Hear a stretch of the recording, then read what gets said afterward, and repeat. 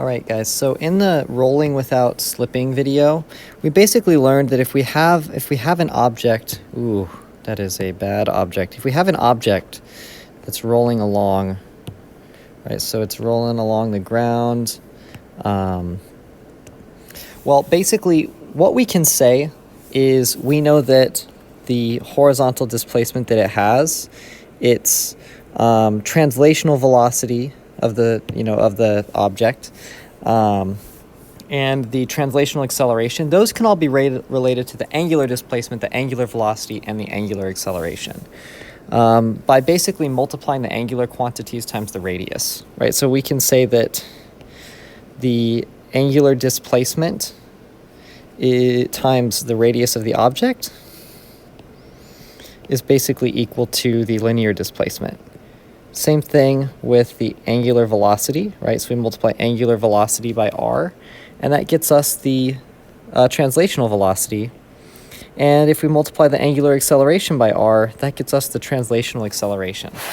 So in general, it's okay if you had a little bit of trouble wrapping your head around why this is the case, but you need to be able to use these. And there's another application of these equations here that we should also talk about that is going to be really useful. So for that, the other application, maybe imagine a situation where you have an object, an object that can rotate.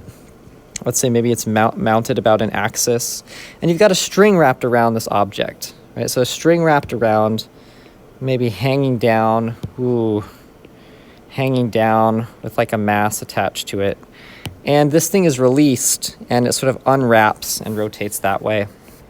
This thing moves down.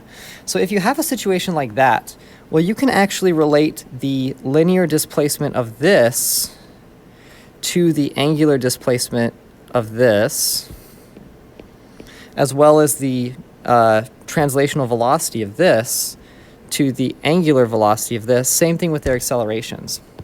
So these same equations that we can use to talk about an object that's rolling, we can actually use to relate the rotational motion of this to the translational motion of that, right? Which makes sense because if you think about it, if this thing travels a certain distance in a certain time, well, that distance is directly related to the arc length here, right? So that's why the translational distance traveled by this mass here times r will give you the angular displacement here.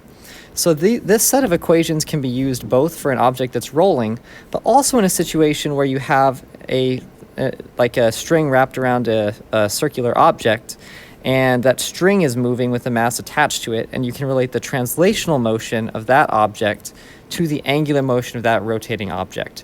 And that's basically because the motion of the string is directly related to the motion of the edge of the object. So I hope this was useful, and next class, this is really gonna become important as we start to look at some more complicated systems.